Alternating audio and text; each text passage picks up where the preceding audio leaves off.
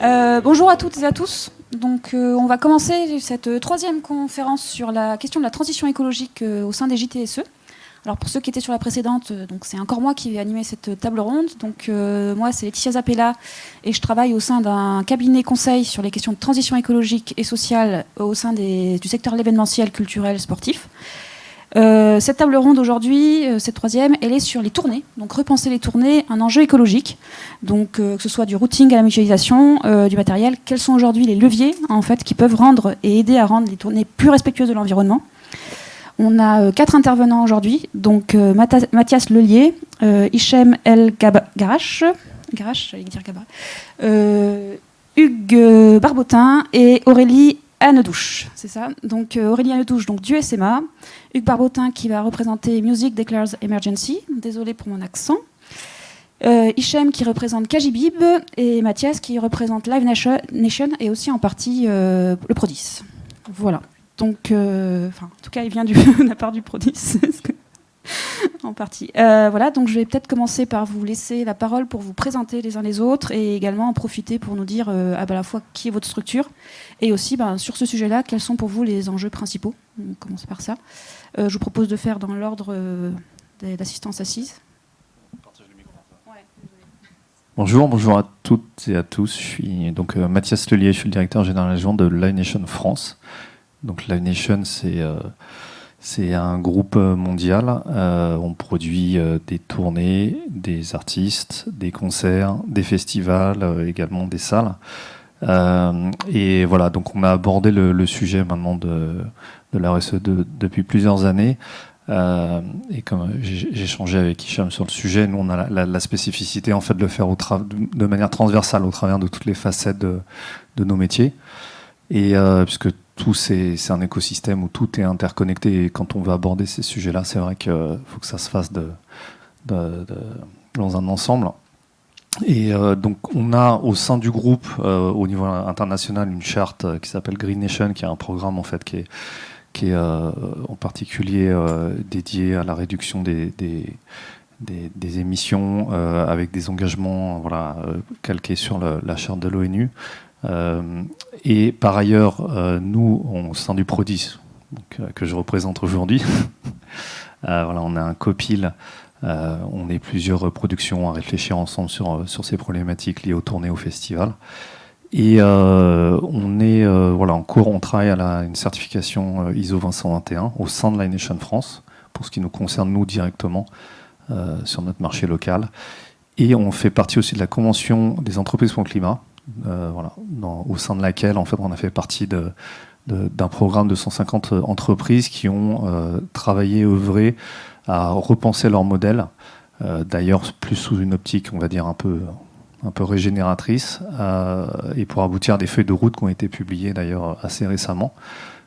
Et nous, on le faisait dans le cadre du secteur donc du divertissement culturel. Voilà un peu les gros axes sur lesquels on travaille ces sujets. Bonjour, du coup Hichem de l'association Kajibig. Donc nous sommes un acteur de la mutualisation sur la région Auvergne-Rhône-Alpes, qui fédère aujourd'hui une centaine de structures qui mettent en commun des ressources et se partagent l'usage de parcs de matériel et de ressources aujourd'hui matières et matériaux. J'ai perdu le fil. C'était quoi? Juste ça en fait, hein. Ouais. L'enjeu il est vital à la fois pour nos secteurs d'activité, nos emplois évidemment, et d'une certaine manière pour tout le reste de l'humanité. Pour nous, en fait, je suis désolé, je suis hyper fatigué, quoi. J'ai perdu ton prénom. Mathias. Donc Mathias, il parlait d'action transversale du fait de son écosystème entrepreneurial. Nous, du coup, on parle plutôt de transsectorialité et d'écosystèmes territoriaux. Du coup, puisque nous, notre action, en fait, elle se fait véritablement sur les territoires avec un ensemble d'acteurs qui peuvent être assez différents, puisque ça va aller des petits collectifs d'artistes à des très très gros festivals, puisque parmi nos contributeurs historiques, il y a Mediatone, il y a les Nuits Sonores, il y a Woodstower, qui sont sur notre région quand même des acteurs culturels majeurs. Ça va aller aussi jusqu'à des associations de commerçants, aujourd'hui des salons, Donc on va être vraiment sur toute la dynamique événementielle sur notre territoire. Et depuis quelques mois maintenant, des collectivités territoriales, des entreprises. Donc on travaille vraiment plus la notion de développement durable liée au territoire et à la multitude d'acteurs qui le peuplent, plutôt que uniquement sur un secteur d'activité. Juste pour faire une petite parenthèse, on n'est pas là par hasard non plus, parce qu'en fait ça fait quand même 20 ans qu'on est dans les festivals. Pardon, je sais pas. Donc Hugues Barbotin pour Musique Declares Emergency. Avant d'être membre de MDE, je suis ex-directeur et programmateur du Festival Terre du Son, un festival qui est engagé dans les questions de développement durable et d'éco-responsabilité depuis 2007, avec un premier bilan carbone en 2009. Donc voilà, c'est ma casquette de producteur de spectacle, de festival, et également donc MDE Musique Declares Emergency, qui est une association loi 1901. Donc c'est l'antenne France, puisqu'il y a une antenne Royaume-Uni qui a été créée en 2019 autour de la mobilisation de la filière musicale autour des questions de réchauffement climatique notamment. Donc l'association s'est créée en France en 2021. Donc autour de différents acteurs, donc même publics, artistes. L'objectif, c'est de fédérer un maximum de gens autour de ces questions-là, de réussir à créer des lieux aussi d'échange. Concernant les enjeux, donc c'est réussir à mobiliser, continuer à mobiliser l'ensemble de la filière, les publics, les artistes, j'insiste, et aussi les acteurs autour de ces enjeux-là, réussir à créer des lieux de discussion et des lieux de réflexion, à la fois pour trouver des solutions techniques, technologiques, dans un premier temps, parce va falloir mettre en marche pas mal de choses assez vite, mais surtout réfléchir au nouveau format, réfléchir à la suite, parce que la suite, elle va nous être imposée, quoi qu'il arrive. Donc si on ne réfléchit pas maintenant, si on ne se met pas en ordre de marche maintenant, et si on ne réfléchit pas à de nouveaux formats, on va prendre ce qui arrive, on va le prendre en pleine face. Donc il faut anticiper tout ça. Et donc le rôle de MDE, c'est de mettre tout le monde autour de la table le plus vite possible et de discuter et de voir comment on peut faire avancer un peu le schmilblick et trouver des solutions de format. Donc Auréliane Douche, je dirige le SMA, le syndicat des musiques actuelles. On est une organisation qui rassemble près de 600 entreprises de la filière des musiques actuelles, donc à la fois des salles de concert, des festivals, des producteurs de spectacles, des producteurs de disques, des centres de formation, des radios, des fédérations et des réseaux, autour de notions de diversité, d'ancrage local fort et puis de mission de service public. Et pour ce qui est du lien avec la thématique qui nous rassemble aujourd'hui, on a beaucoup en fait d'adhérents qui sont impliqués en fait sur ce sujet déjà depuis plusieurs années. Enfin, tu disais par exemple que Terre du Son a fait un bilan carbone en 2009, donc ça date déjà, c'est déjà assez loin. Et effectivement, des adhérents qui sont en général assez attachés aux questions sociétales, sur les questions d'égalité femmes-hommes, sur les questions écologiques. Et donc, ça fait un petit moment, en fait, qu'on se dit qu'il faut qu'on actionne quelque chose de plus collectif. Effectivement, il y a déjà des adhérents qui ont fait des bilans carbone, il y a des adhérents qui se sont fait certifier, en fait, sur les normes ISO, il y a des adhérents qui ont pu créer des postes dédiés aux DD dans leur structure. Et l'idée, c'était d'aller plus loin ensemble, en se disant qu'on serait plus fort à faire une action collective. Et donc, concrètement, c'est à peu près depuis 2019-2020 que le syndicat, d'un point de vue collectif, s'est emparé du sujet, et on va en parler plus concrètement après. Merci à tous. Du coup, effectivement, sur cette table ronde, on a essayé d'avoir en fait un panel assez diversifié des métiers en fait de l'organisation d'une tournée, donc pour voir en fait en fonction d'où vous vous positionnez, quelles sont un peu les solutions ou en tout cas les pistes de solutions qui sont réfléchies, qui sont en train d'être mises en œuvre. Du coup, si on refait le tour dans l'autre sens, je vais continuer la parole à Aurélie pour présenter effectivement au niveau du SMA, qu'est-ce qui est envisagé, effectivement les expérimentations que vous envisagez pour l'avenir sur ces sujets-là. Donc, comme je le disais, en fait, dans l'équipe, on est assez convaincus aussi par ces questions sociétales, évidemment, mais on est aussi très poussé par les adhérents qui veulent absolument en fait s'emparer de ces sujets écologiques. Et la question est de savoir par quoi je commence. Est-ce qu'il faut mieux que je commence par changer mon parc de matériel? Est-ce qu'il faut que je change de fournisseur d'énergie? Est-ce qu'il faut que je travaille sur le transport des publics? Il y a vraiment une volonté de faire mieux, de bien faire, mais sans savoir comment s'emparer. Donc on a commencé, on va dire, à mettre un pied à l'étrier lors de notre congrès en 2020 au Grand Mix, en faisant intervenir donc, le Shift Project à cette occasion. Et ça a vraiment déclenché, on va dire, une prise de conscience collective. C'était le moment, vous vous souvenez, où on était encore confinés, couvre-feu, etc. Donc en fait, ce qu'on a décidé de faire avec le Shift, c'était de mettre en place en fait, un webinaire en se disant on va profiter un peu de ce temps où on ne peut pas produire de spectacle pour se former et, on va dire, créer un socle commun de connaissances transverses à l'ensemble des adhérents. Donc on a créé en fait ce webinaire Décarbonons la culture sous la forme de 4 modules qui étaient accessibles en ligne pour les adhérents, qui a été plutôt bien suivi. On a voulu ensuite aller encore un peu plus loin, toujours sous l'impulsion des adhérents, et de se dire bon, comment est-ce qu'on peut s'emparer davantage du sujet. Et en fait, on a décidé de répondre, donc ça date d'il y a à peu près 1 an, à un appel à projet dans le cadre du programme d'investissement et d'avenir 4, donc le programme Alternative Verte dans le cadre de France Relance, qui voilà, est un appel à projet ouvert sur des actions en fait, pour proposer en fait, des alternatives plus vertueuses d'un point de vue écologique. Donc nous, en fait, le prisme selon lequel on travaille, c'est vraiment un prisme collectif. L'idée, en fait, c'est d'essayer d'embarquer en fait, l'ensemble des adhérents, l'ensemble de la filière dans ce changement. Et donc, quand on a déposé cet appel à projet, en fait, on en a déposé exactement 2. Comme on est un syndicat de filière, on a décidé d'agir à la fois du côté du spectacle vivant et à la fois du côté des musiques enregistrées. On a déposé un premier appel à projet sur les musiques enregistrées en lien avec le Centre national de la musique et 2 autres organisations patronales dans le secteur phonographique, donc le SNEP et l'UPFI. Et du côté du spectacle vivant, on y est allé de ce côté-là avec la FEDELIMA, la Fédération des lieux de musique actuelle. Et donc, la manière dont on travaille, en fait, ce projet, c'est de se dire il faut que ça soit collectif pour gagner du temps. On ne va pas demander à nos 600 adhérents de faire 600 bilans carbone. Je pense qu'on s'accorde tous ici pour dire que ça serait complètement inutile. Ça prendrait beaucoup trop de temps, ça coûterait trop cher, ça servira à rien. Donc, en fait, le projet qu'on a déposé, en fait, c'est de travailler sur la base d'un échantillon représentatif dans les 2 projets, à la fois du côté du spectacle vivant et à la fois du côté des musiques enregistrées. Et de réaliser des bilans carbone sur cet échantillon représentatif de producteurs de spectacles. Donc là, on va parler des tournées à cet endroit-là, des festivals, des salles de concert, des organismes de formation et des labels. Donc là, le projet est sur le point de démarrer. On va commencer très concrètement en janvier. On est en train de finaliser, de boucler en fait, le tour de table des partenaires de ce projet. On sait qu'on va travailler donc avec le cabinet Ecodev qui va nous accompagner en fait, pour faire les bilans carbone, parce qu'évidemment, nous pouvons rapporter les besoins de la filière, mais nous ne sommes pas du tout des spécialistes d'un point de vue pratico-pratique.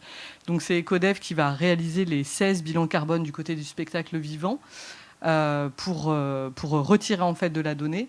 Et l'autre angle sur lequel on travaille notre projet, c'est un angle collectif, mais c'est aussi un angle transparence à 100%. Pour nous, c'est une question sociétale qui est très urgente, comme tu l'as dit. Et donc l'objectif, c'est de surtout pas perdre de temps et donc de mettre tous les résultats qu'on va pouvoir obtenir grâce à ce projet, à cette expérimentation, sur la place publique, en open source. Il n'y aura absolument rien qui ne sera pas accessible. Donc l'idée, c'est de créer un site pour pouvoir poser toute cette donnée-là. Donc dans un premier temps, les données des bilans carbone. Et surtout, ce qui nous intéresse derrière, c'est de dessiner des trajectoires pour les producteurs de spectacles, comment réaliser des tournées plus vertueuses, comment monter un festival plus vertueux, en tout cas qui a moins d'impact carbone, pour une salle de concert, pour un organisme de formation, pour un label en streaming avec de la vente physique. Et donc, à partir de là, ce qu'il va falloir qu'on arrive à transformer comme essai, c'est d'arriver à emmener l'ensemble des 600 entreprises et voire au-delà de la filière, que tout le monde se sente concerné et pas uniquement notre échantillon représentatif, musique enregistrée, spectacle vivant. Et donc, on va probablement jalonner aussi l'année 2023 de différentes rencontres musique actuelle et écologie, comme on avait déjà pu réaliser l'an dernier à la Gaîté Lyrique en avril, de manière vraiment à emmener tout le monde et que chaque entreprise dans la mesure où elles souhaitent partir dans ce projet, puissent s'en emparer. Et ce que tu disais aussi, Hugues, qui nous semble très important, c'est qu'en fait, on veut proposer avant qu'on nous impose des choses. On l'a bien vu, l'été 2022 était un parfait exemple, malheureusement, de la situation. Mais on pense évidemment que d'ici 5-10 ans, on va nous empêcher de faire certaines choses. Est-ce qu'on pourra encore arroser des festivaliers alors que les maraîchers n'ont pas le droit d'arroser leur production ? À un moment, je pense que si ce n'est pas par la voie réglementaire, ça sera l'opinion publique qui ne voudra plus entendre ce genre de vérité. Donc à nous de proposer des alternatives avant qu'on nous interdise de manière un peu sèche et drastique notre activité. Il y a certainement des choses qu'on peut adapter, de trouver peut-être quelque chose, la voie médiane, pour continuer à pouvoir proposer des concerts. Donc voilà un peu le projet qu'on est en train d'amorcer. Merci. Ok. Alors chez MDE, il y a pas mal de choses qui sont en cours de préparation pour cette année 2023, plutôt des logiques d'expérimentation. Je vais vous en citer deux. Donc il y a un projet de tournée en région, donc une tournée de sensibilisation qui va avoir lieu à l'échelle des régions, pendant lesquelles on va mettre en place des conférences, on a appelé ça. Donc c'est des concerts-conférences, avec l'idée d'associer donc des artistes mobilisés autour de la question de l'engagement écologique, et aussi associer les acteurs des régions qui sont en responsabilité sur les questions de transition écologique, les politiques également qui seront associés, éventuellement les associations de défense environnementale. Voilà, l'idée c'est de vraiment créer des temps forts sur les territoires avec des échanges, ce que je vous disais un petit peu en introduction, des temps de concertation, de discussion sur les enjeux, sur les freins, sur l'avenir, essayer de réfléchir un petit peu aux nouveaux formats, aux nouvelles manières de travailler. Donc ça va être des temps qui vont se dérouler avec la présence d'artistes au maximum. Donc l'idée c'est de mobiliser les artistes aussi et les publics puisqu'ils font partie de l'équation. D'ailleurs, ils sont, je pense, une des clés essentielles de l'équation. On pourra en parler plus en détail si vous le souhaitez pour la suite. Donc voilà, l'enjeu de ces tournées, ça va vraiment être de mobiliser, de prendre le temps sur une échelle de territoire, de discuter et de pouvoir échanger un petit peu sur ces bonnes pratiques aussi, et d'amener des expérimentations aussi, comme celles qu'on a évoquées que vous avez évoquées sur la table ronde d'avant, sur la question notamment de la maîtrise des énergies, c'est-à-dire comment on fait aujourd'hui pour mieux gérer ces questions énergétiques. Eh ben, on apprend à connaître comment on consomme. Donc il y a des solutions qui sont en train d'être mises en place, même au niveau du SMA avec Jarring Effect et SOWAT. Voilà, comment on peut calculer son énergie, sa consommation. Donc l'idée c'est d'intégrer lors de cette tournée des outils qui vont permettre d'expérimenter ces choses-là. D'intégrer aussi la question de la mobilité, donc pouvoir calculer aussi et faire prendre conscience au public que leur déplacement a un impact. Donc mettre en place un système de calculateur en temps réel, un calculateur live d'impact carbone de la mobilité des publics, et créer aussi des temps de discussion autour de ces choses-là. Donc ça c'est le premier projet qui va se mettre en place. Donc 2023 sera une première étape, et l'idée c'est au fur et à mesure des années de pouvoir créer ces temps comme un rendez-vous aussi régulier autour de ces problématiques-là. Et la deuxième expérimentation, le deuxième projet qui va plutôt se jouer à l'échelle européenne. Donc là, on rentre aussi dans des logiques de tournée pour des artistes qui tournent à l'international. C'est une vraie problématique, notamment sur la question des transports, mais pas que. L'idée, c'est de réfléchir donc, en partenariat avec le collectif des festivals bretons, avec Technopole et avec DJs for Climate, de réfléchir justement à un nouveau format, une nouvelle manière de créer, de monter ces tournées à l'échelle européenne, donc en lien avec les autres antennes de Music Declares Emergency. Donc, il y en a 11 au total au niveau international. Donc de réfléchir avec eux, avec les acteurs aussi de ces pays, pour construire un modèle. Alors ça va pas être un modèle type, mais montrer qu'il y a des choses qui sont possibles pour réduire de manière assez importante les émissions et l'impact de nos tournées. Donc là, je ne peux pas vous donner encore trop de détails parce que c'est en construction justement, mais en tout cas, c'est de construire ce cahier des charges déjà, de se dire qu'il faut s'imposer des choses. Il y a tout un tas de sujets sur lesquels on peut intervenir dans le cadre de la tournée, alors avec des ordres de grandeur plus ou moins importants, hein, l'alimentation, l'énergie, on en a parlé, les déchets qui sont une toute petite part, mais en même temps c'est la première sur laquelle tout le monde s'engage parce que c'est le plus simple. Mais bon, c'est des petites choses, mais voilà, c'est avoir un cahier des charges assez complet, et notamment sur la mobilité des artistes et sur la manière dont on construit son routing, la manière dont la manière dont l'artiste est présent aussi sur les territoires. On voit que voilà, l'artiste est présent énormément. Il y a des artistes qui arrivent à faire des efforts. Hein. Je pense à Coldplay qui divise par 2 son impact carbone. Mais en fait, quand on regarde bien, ils divisent finalement le nombre de dates et ils sont présents de manière beaucoup plus longue sur les territoires. Donc il y a déjà des choses, je trouve, assez intéressantes quand même si on peut se poser la question après des jauges. Hein. Peut-être qu'il y a 2 fois plus de monde aussi à leur concert. Donc finalement, il y a 2 fois plus de gens qui se déplacent aussi. Donc l'impact, c'est pas la tournée en direct, mais c'est le public qui le crée. Mais en tout cas, voilà, sur cette expérimentation à l'échelle européenne, c'est l'idée de se dire comment on retravaille, comment on redéfinit les relations entre tourneurs, organisateurs, artistes, et comment on construit ensemble pour essayer d'être le plus vertueux possible dans nos métiers.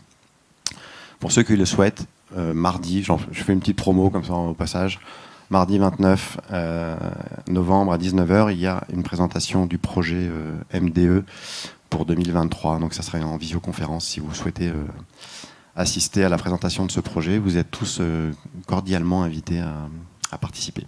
Voilà. Merci. Hichem, je te laisse la parole. Ouais.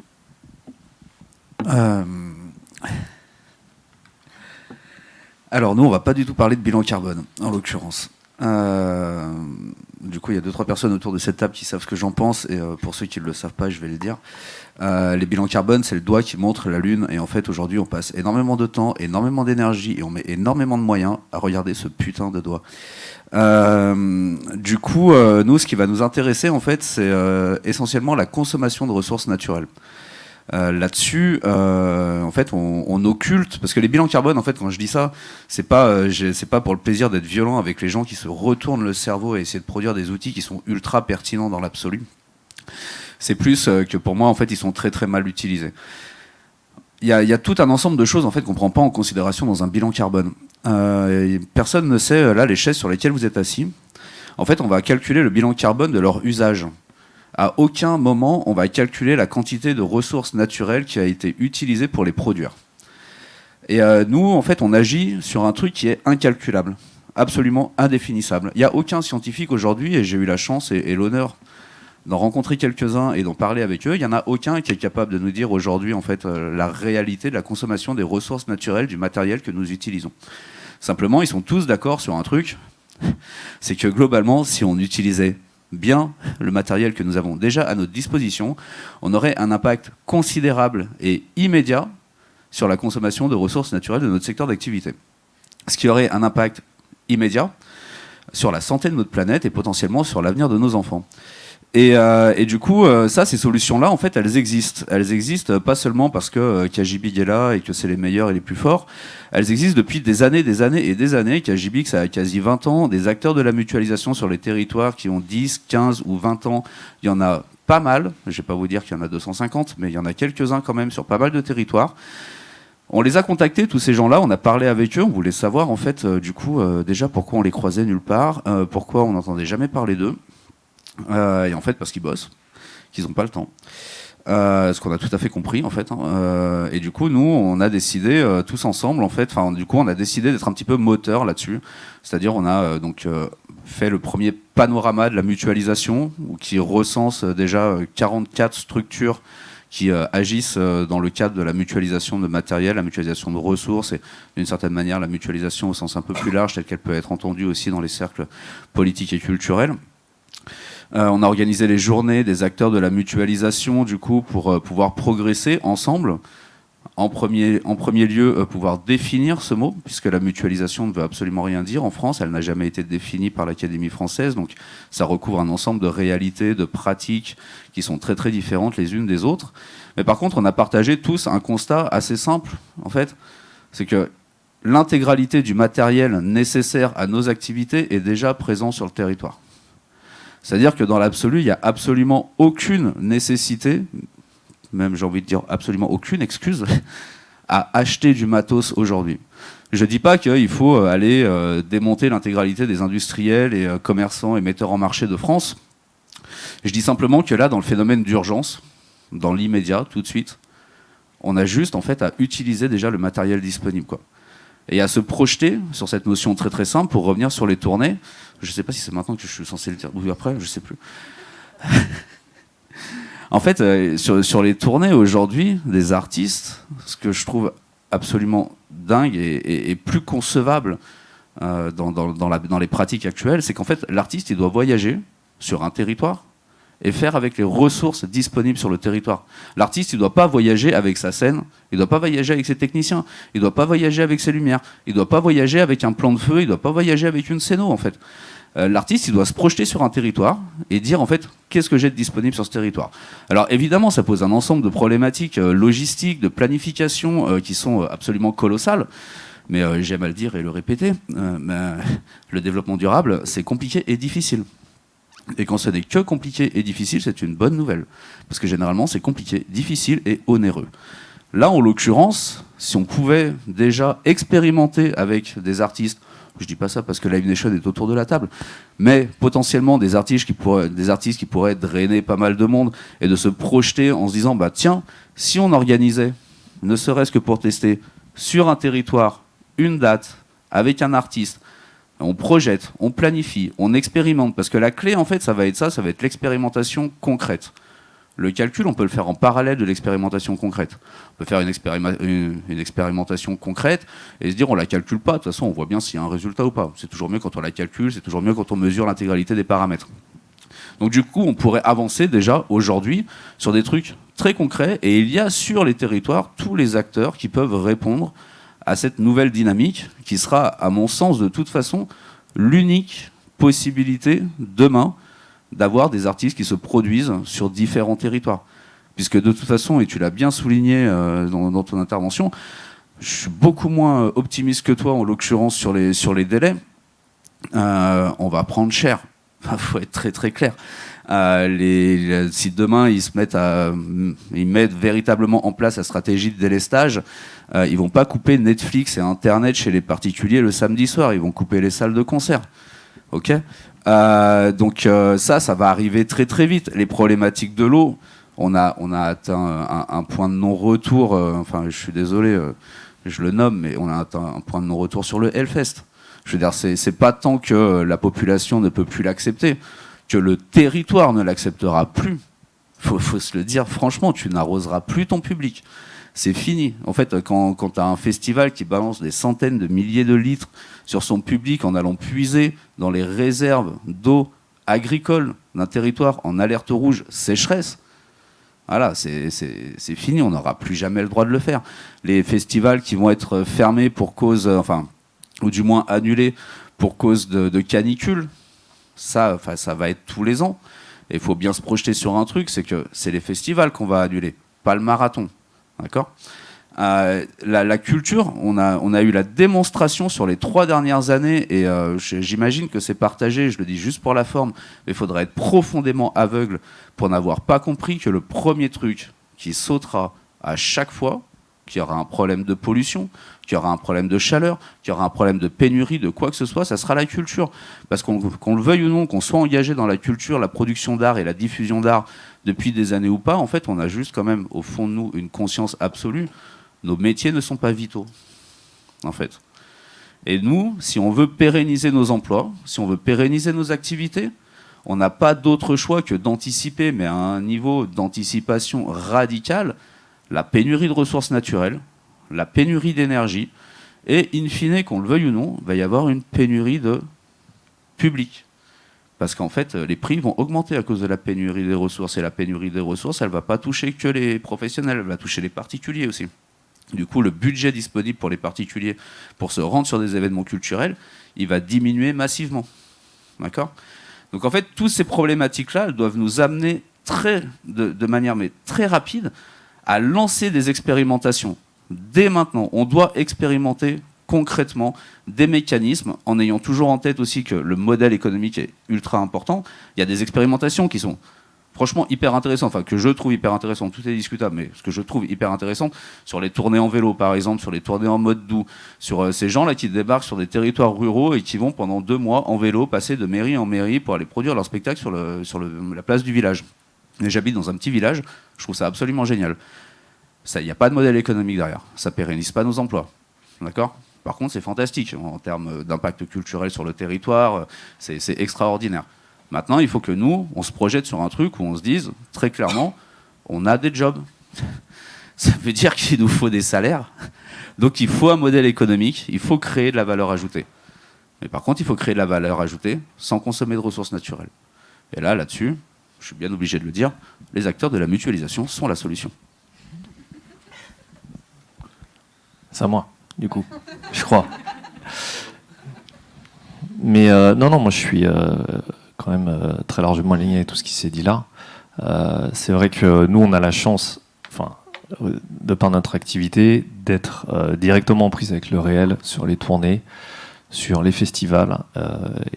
Du coup, on peut expérimenter, on peut mettre en place, essayer de mettre en place plein de choses. Et je pense qu'il est important aussi de reparler des modèles. Parce que, tu vois, tu disais, je suis pas complètement d'accord. Enfin, déjà, je pense que notre activité fondamentalement est destructrice de valeur. Je veux dire, on crée pas d'actifs, on consomme des ressources pour créer un événement qui est éphémère, dont il reste rien, en mettant parfois des dizaines de milliers de personnes sur des sites, voilà. Donc, mais par contre, on a la chance, et là, je te rejoins, mais qu'à moitié, c'est un besoin vital pour moi. Enfin, je veux dire, ça correspond à un besoin humain qui est celui du divertissement, qui existait à l'âge de pierre, qui existera sans doute si on y retourne encore, et que ce soit dans des stades où, voilà. Aujourd'hui, effectivement, on doit se poser la question des ressources, on doit se poser la question des leviers. Nous, on a commencé à le faire. Je pense que, alors, on pourrait sortir tout le catalogue des leviers qu'on identifie par rapport à nos parties prenantes. Il y a parlé des bilans carbone, la mutualisation en est un, et bien évidemment. Mais je pense que la question des modèles aussi, c'est important de se la poser. Une tournée, par exemple, parce qu'il en est question. Je pourrais parler des festivals, puisque les festivals, de manière générale, sont beaucoup plus avancés sur ces questions-là. Aussi parce que c'est d'autres problématiques, mais si on parle des problématiques de tournée, typiquement, aujourd'hui, le modèle d'une tournée et un routing, c'est mettre un maximum de dates dans un minimum de temps. Parce que c'est comme ça qu'on rentabilise une tournée, sur son modèle économique. Donc fatalement, là, on se heurte à la consommation de ressources, les transports, et quand on vient en fait greffer à cette tournée une problématique de site, puisque les concerts se font sur des sites, c'est des sites qui doivent être idéalement accessibles au public, bien desservis, vertueux en termes de consommation d'énergie. Donc en fait, c'est sur tous ces leviers-là qu'il faut agir, mais y compris le modèle en lui-même. On échange souvent, d'ailleurs, j'entendais parler du Shift, donc ça m'est arrivé d'échanger avec Samuel Valenci. Mais voilà, le principe de radicalité, bien évident. Aujourd'hui, il s'impose à nous tous. Cependant, je pense qu'il faut aussi ancrer les choses dans le réel et dans la pratique, parce que sinon on crée quelque chose à 2 vitesses. Ça veut dire qu'il y aura des think tanks comme cela, où on dira plein de choses, et il y aura ce qui se passera dans la vie réelle, avec des artistes qui sont peu concernés ou pas. Parce que si on parle souvent des artistes comme... les premiers à se saisir de ces sujets, oui, mais pour être producteur d'artistes et dialoguer avec des artistes directement, lorsqu'il va s'agir de dire il n'y a plus de scéno, tu voyages plus avec ta prod, les SMAC en local, on sait ce que...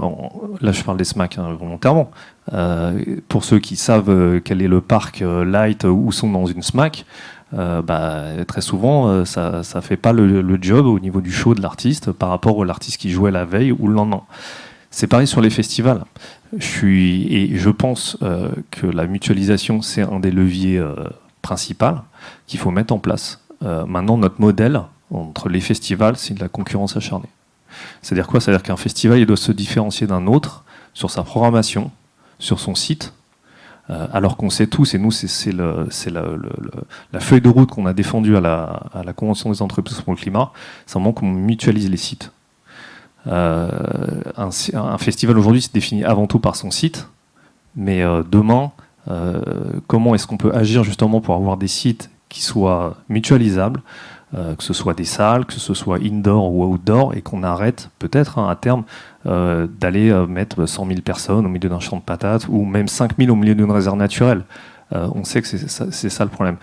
Mais et ça entraîne d'autres problèmes, parce que une fois qu'on s'est dit ça, et nous on y croit fermement aussi, quand je dis que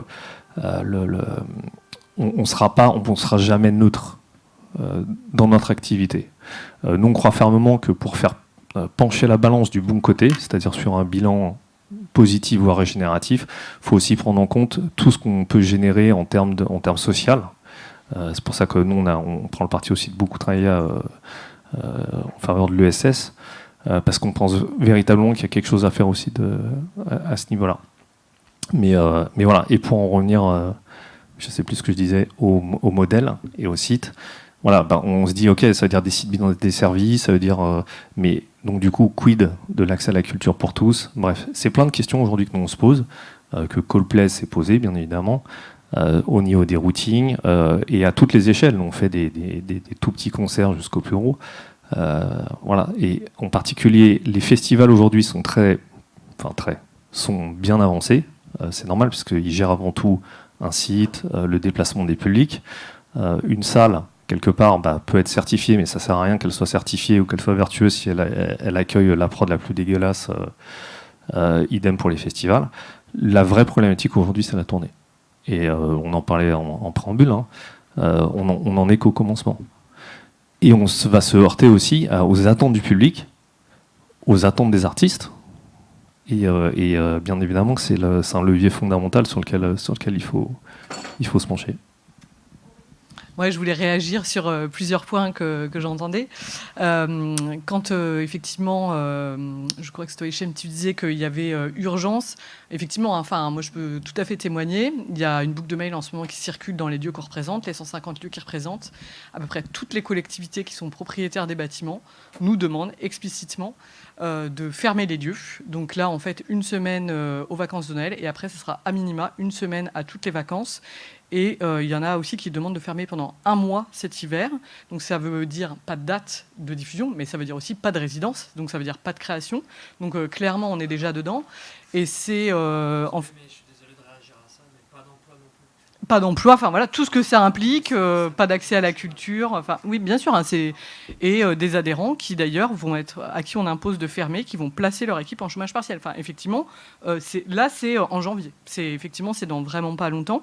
Donc effectivement, après, quand on disait on est les premiers à fermer parce que on n'est pas essentiel. Donc ça évidemment, c'est évidemment pas ce qu'on pense nous en tant qu'acteurs culturels, mais effectivement on nous le renvoie déjà depuis plusieurs années avec le Covid. Hein, bon, je ne refais pas le refrain on n'est pas essentiel avec le Covid, avec les questions écologiques. Effectivement, on interdit certains événements parce que à un moment il faut peut-être mieux aussi arroser des champs et qu'effectivement il faut peut-être manger.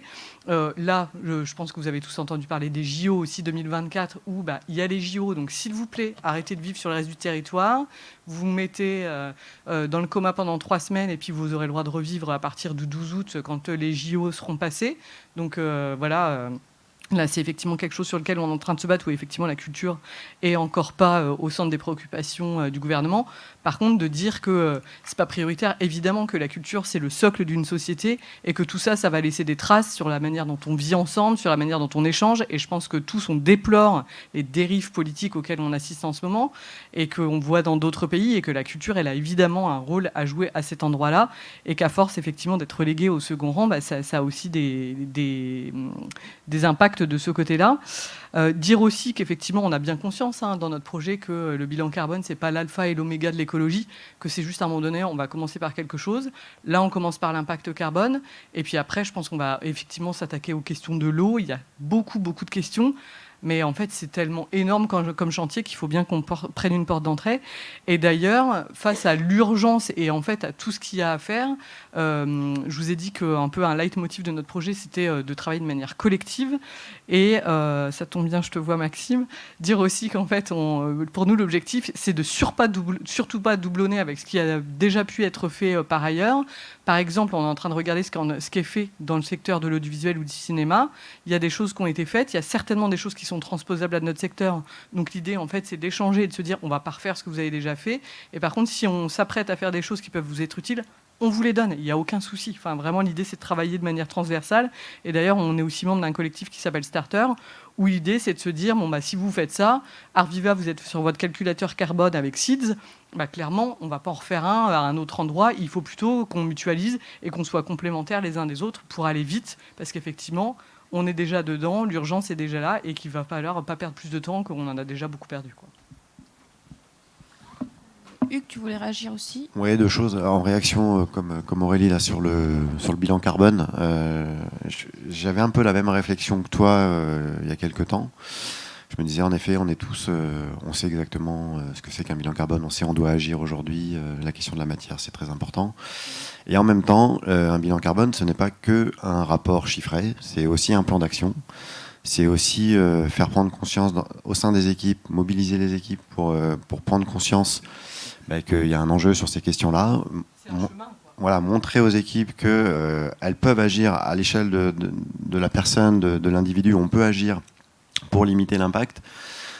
C'est vraiment un processus interne alors qui arrive à un chiffre final, en effet, qui en soi n'a pas forcément de valeur, parce qu'en plus ça dépend du périmètre que tu te donnes au départ, ça dépend des équivalents carbone que tu prends, ça dépend de tellement de choses que le chiffre, tu peux lui donner la valeur que tu veux presque.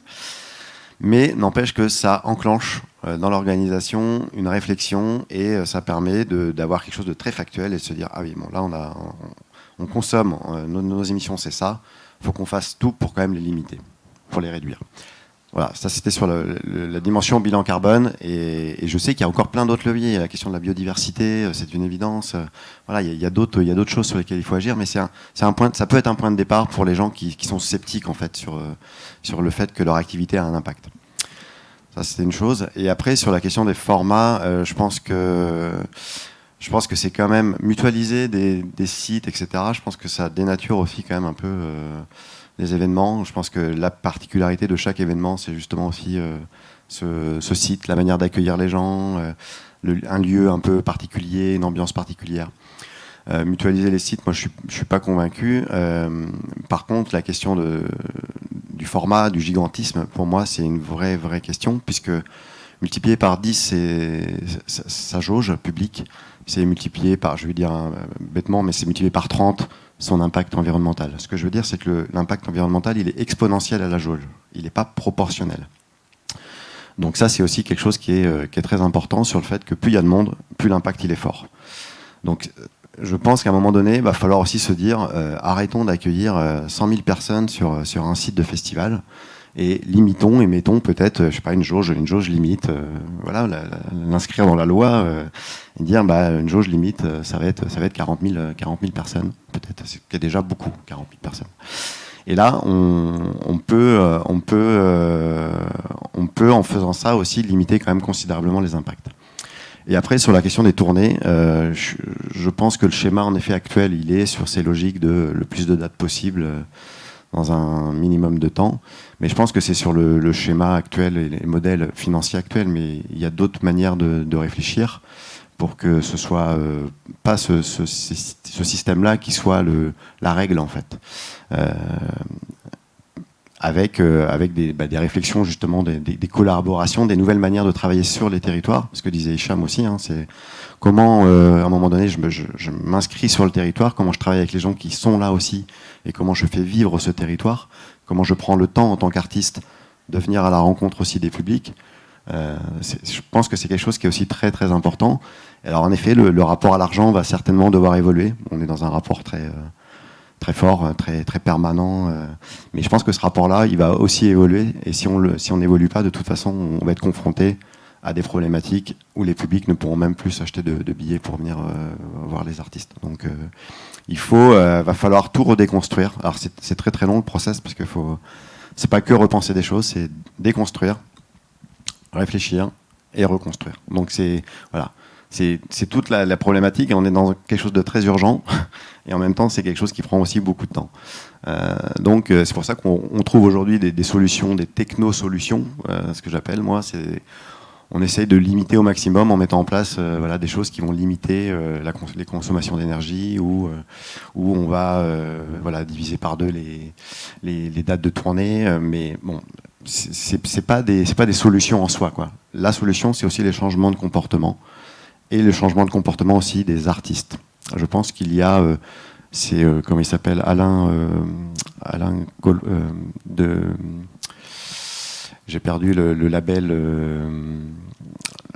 mince, il s'appelle Alain, j'ai perdu le nom du label, Mangrove, voilà, qui a monté son premier label, le premier label à impact positif. Il disait il faut faire l'acculturation des artistes.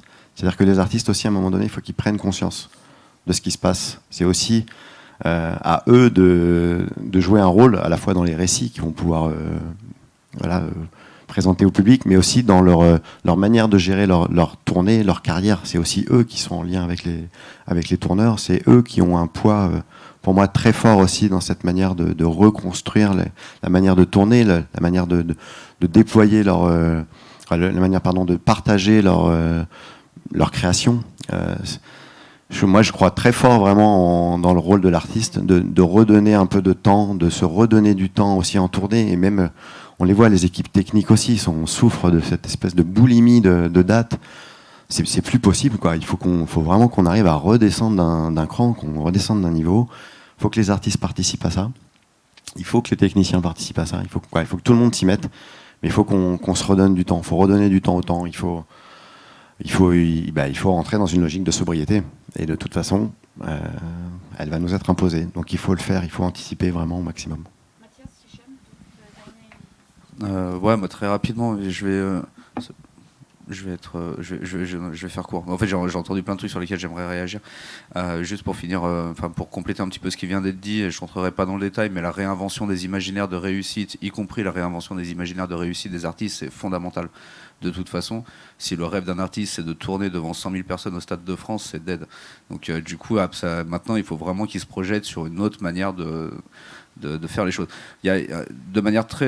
c'est pour ça que je pense que je vais réussir à faire court, parce que je pense que je vais faire un truc très transversal pour le coup.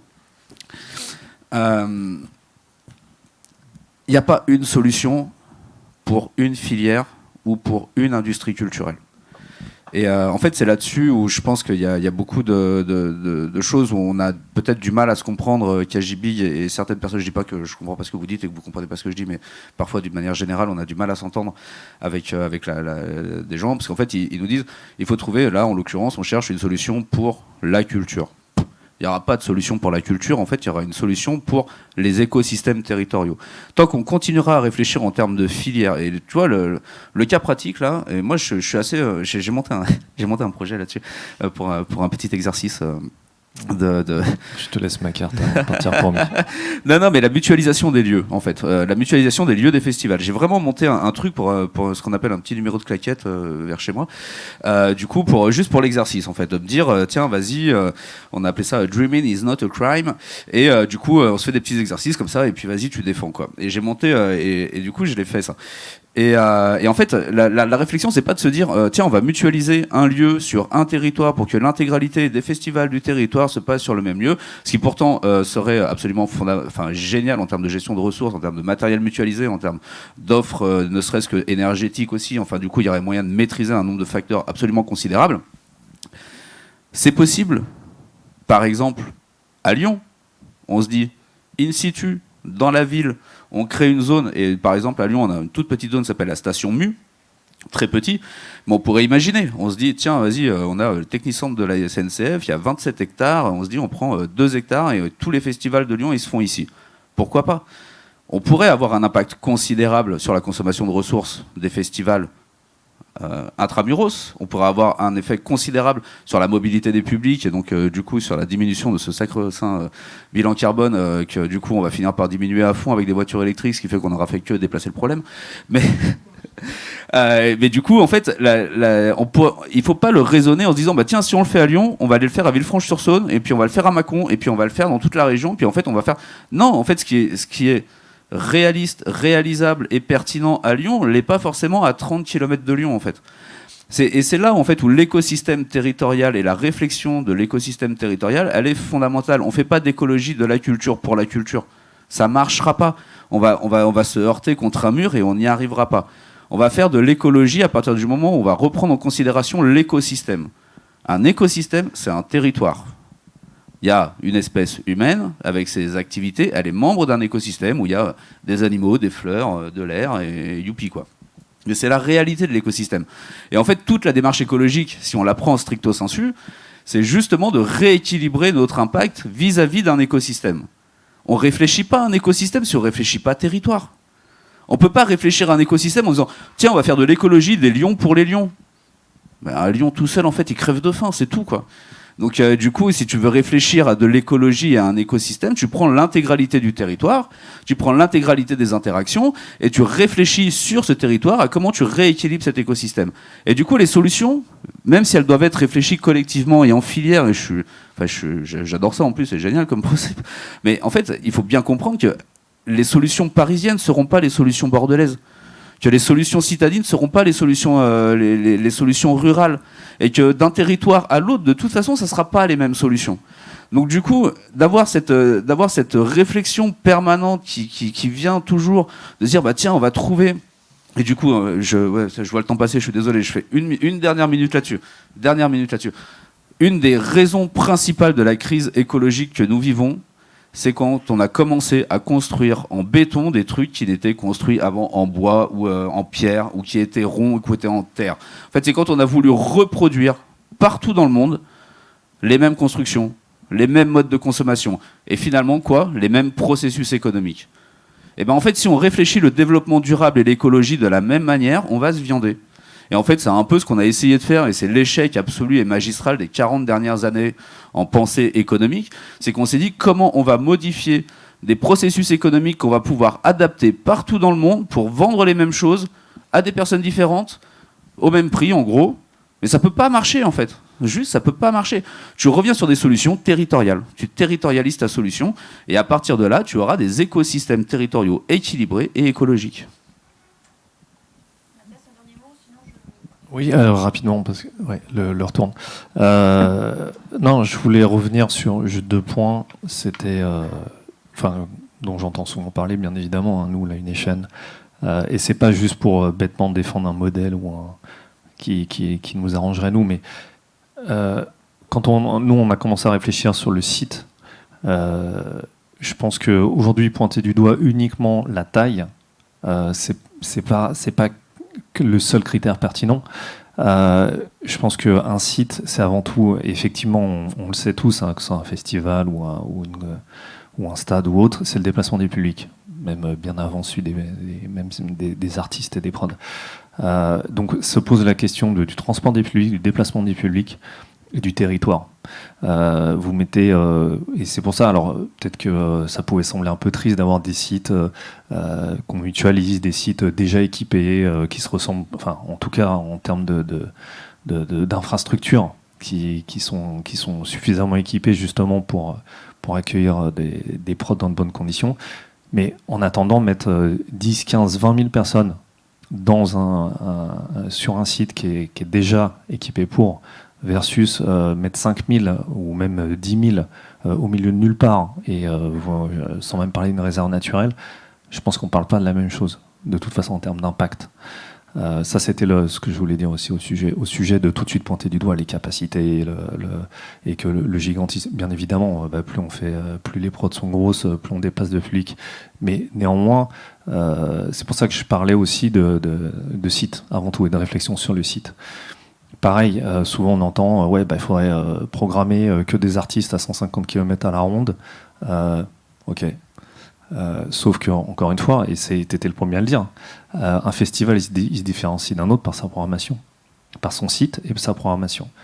Donc tu disais sur le site effectivement que ça pouvait être triste à un moment d'avoir des sites qui soient plus l'identité d'un festival. Je te rejoins, mais peut-être, et là c'est bizarre, enfin, parce que mon envers c'est moi qui défends la radicalité du truc. Mais idem sur la programmation, on a vu les festivals, beaucoup ont tiré la langue. Une des raisons pour lesquelles beaucoup ont tiré la langue, c'est parce qu'ils ont fait les mêmes programmations à 150 km les uns des autres. On le sait. Enfin, je veux dire, on les a tous vus, hein, de Stromae en passant par Clara Luciani. Faut pas être. Il y a eu un vrai déficit de ce côté-là. Donc, à un moment, ça se pose aussi la question qu'est-ce qu'on veut, qu'est-ce qu'est l'identité de nos événements, comment on se différencie, parce qu'à partir du moment où on parle de mutualisation, comment on fait de la mutualisation sans se ressembler les uns les autres. Et encore une fois, un des freins à ça, c'est aussi la concurrence. Alors là, on peut après repartir dans nos modèles économiques d'aujourd'hui, la concurrence, le rapport à l'argent, le rapport à la compétitivité et tout ça. Mais n'empêche que c'est une réalité. Donc on croit fermement, nous en tout cas, au travail avant tout sur le site. Ça, pour nous, c'est la réflexion numéro 1. Et bien évidemment, après, sur les tournées. Mais voilà, je pense que le principe, de pointer du doigt uniquement la capacité, bien évidemment, hein, je ne parle pas dans des proportions de 100, 200 000 personnes, ça n'est pas l'unique problème. Et tu parlais des territoires, mais ça veut dire quoi? C'est-à-dire qu'on fera plus que des concerts et des événements que dans des sites qui sont dans des territoires bien desservis, qui ont les infrastructures de transport. Quid de l'accès à la culture pour tous? Bref, donc voilà, c'était ce que je voulais dire.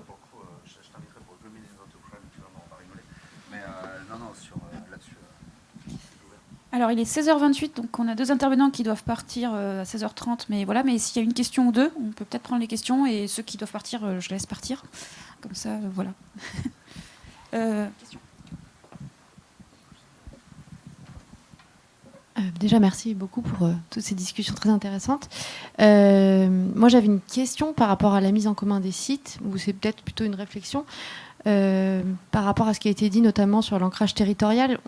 La mise en commun des sites, est-ce qu'elle concerne forcément des festivals de musique actuelle? Est-ce qu'on ne peut pas imaginer de mettre en commun des sites qui soient aussi destinés à d'autres types de festivals, cinéma ou musique classique, ou complètement autre chose, enfin d'autres types d'événements où les collectivités seraient par exemple porteuses de ce genre de projet, etc., pour justement éviter ce problème de singularité de chaque événement. Voilà, c'était juste une réflexion. C'est toi la mutualisation. La mutualisation. Non, encore une fois, je pense qu'il faut avoir des réflexions territoriales et donc en fait, il faut prendre en considération l'intégralité des espèces qui vivent sur ce territoire. Les collectivités territoriales sont une espèce absolument... j'ai plus de vocabulaire, mais enfin, on fera pas sans eux. Hein. Du coup, donc évidemment que si on partait sur ces idées-là, mais en fait, tu vois, ça reste encore une fois, ça me faisait rigoler de l'entendre dire ça, parce que moi, ça a été vraiment un exercice de style de réfléchir à ça. Mais on pourrait imaginer absolument une zone. Et après, moi, plus que ce qui s'y passerait, c'est la manière dont elle serait gérée. Tu vois, enfin, c'est con, il est parti parce que du coup maintenant j'ai passé pour un gros hypocrite. Mais tu vois, ça m'embêterait que Live Nation devienne propriétaire de 8 hectares en plein cœur de la ville de Lyon et que ce soit eux qui décident. De la même manière, ça m'embêterait un petit peu que ce soit une collectivité territoriale et que ce soit assujetti à un contrôle démocratique, enfin in fine à un vote et à un changement possible de gouvernance. Donc du coup, comment on construit ce genre de dynamique? Là, il y a des vraies questions, mais surtout, en fait, à qui ça profite? Parce que tu vois, si tu fédères sur un site, ça veut dire que tu génères aussi de l'argent, de la valeur ajoutée, en fait, et cette valeur ajoutée, elle est attribuée à quoi, à qui? Enfin, toutes ces questions-là, elles sont hyper intéressantes et du coup, je vais pas le faire là, mais enfin, tu vois, l'exercice lui-même d'avoir réfléchi là-dessus et tout, ça m'a vraiment amené à me poser plein de questions que je me serais pas forcément posées et qui du coup me donnent un petit peu de recul sur le truc. Mais ça devrait être le plus ouvert possible. Mais géré par qui, géré comment, selon quel modèle économique? C'est vraiment ça. Et en fait, de la même manière, et parce que du coup après je profite juste un peu parce qu'après du coup je me casse, je vais prendre mon train. Et de la même manière, je pense qu'en fait, il faut vraiment que ce soit, et je le dis, et s'il y a une idée à retenir, c'est vraiment l'écosystème territorial, la capacité d'un territoire à accueillir une démarche artistique, qu'elle soit de création ou de diffusion. Et en fait, cette adaptation, c'est-à-dire que ouais, tu peux envisager de faire une tête d'affiche, je sais pas, je suis largué sur les têtes d'affiche actuelles, mais genre quelqu'un qui fait venir 25 000 personnes ou 30 000 personnes dans un stade, tu fais ça dans une ville, du coup, ok. Est-ce que ça vaut le coup d'essayer de faire bouger 25 ou 30 000 personnes en zone rurale sous prétexte que tu avais un terrain libre où tu as pu monter un truc et tout? C'est une vraie question. Est-ce que c'est pertinent? Et en fait, dans quelle mesure les habitants du territoire où tu as monté ton festival, ils viennent réellement à ton territoire?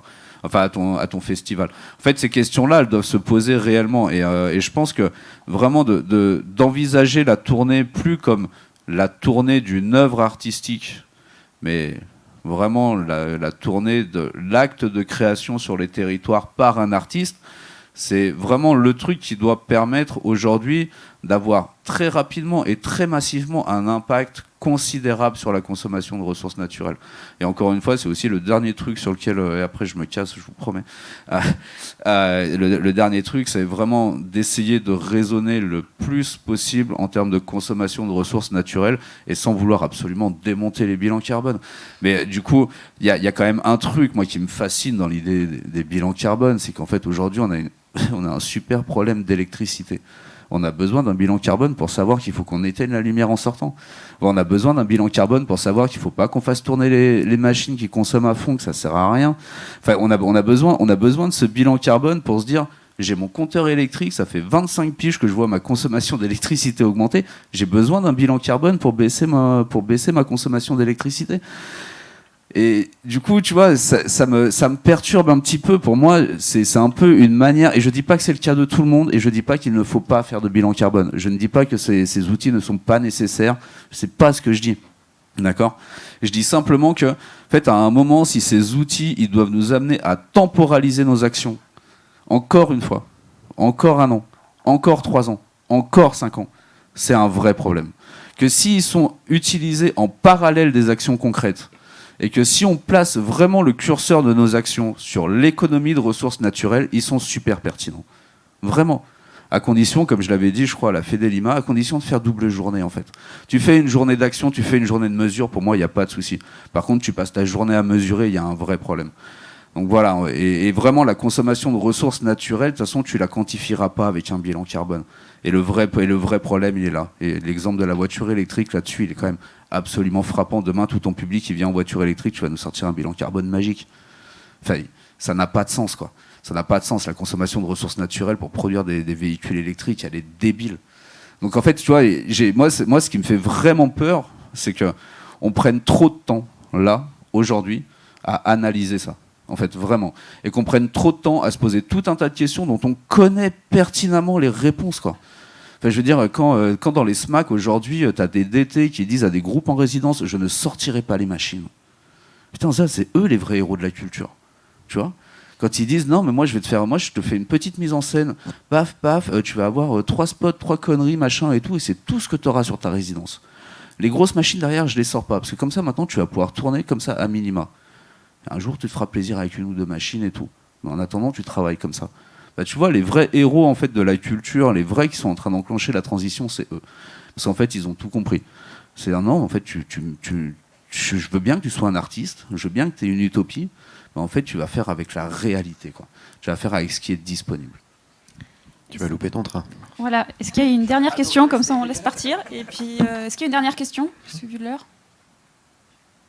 Non, pas de question. Une dernière remarque de votre côté? Moi, juste sur l'histoire du bilan carbone, on va pas insister, hein, mais Merci. non, juste un peu par rapport à l'histoire des voitures électriques. Déjà, ce sera pas demain que tous les festivaliers viendront en voiture électrique, hein, ça c'est une certitude. Mais en tout cas, le bilan carbone, il va relever en effet la question de la mobilité. Et la mobilité, par contre, elle peut travailler d'une manière différente, et notamment avec les collectivités.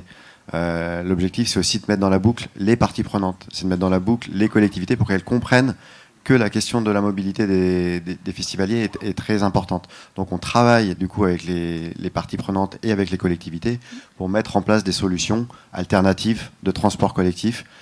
Donc voilà, c'est aussi ça le principe, c'est d'interpeller les parties prenantes de la structure. C'est pas que en interne, c'est bien sûr sur l'écosystème territorial de la structure. Okay. Merci beaucoup. Au revoir. Merci tout le monde. Moi, je retiens aussi un fait on n'est pas revenu dessus en fait sur la question du public. Tu avais dit qu'on reviendrait dessus. Effectivement, il y a une question de changer les imaginaires, mais à la fois des artistes, mais également du public par rapport à nos attentes, puisque c'est aussi nous le public. Et après, les questions de modèle économique qui sont aussi revenues plusieurs fois. Voilà. S'il y a la moindre question, n'hésitez pas. Et puis, bonne journée à tous.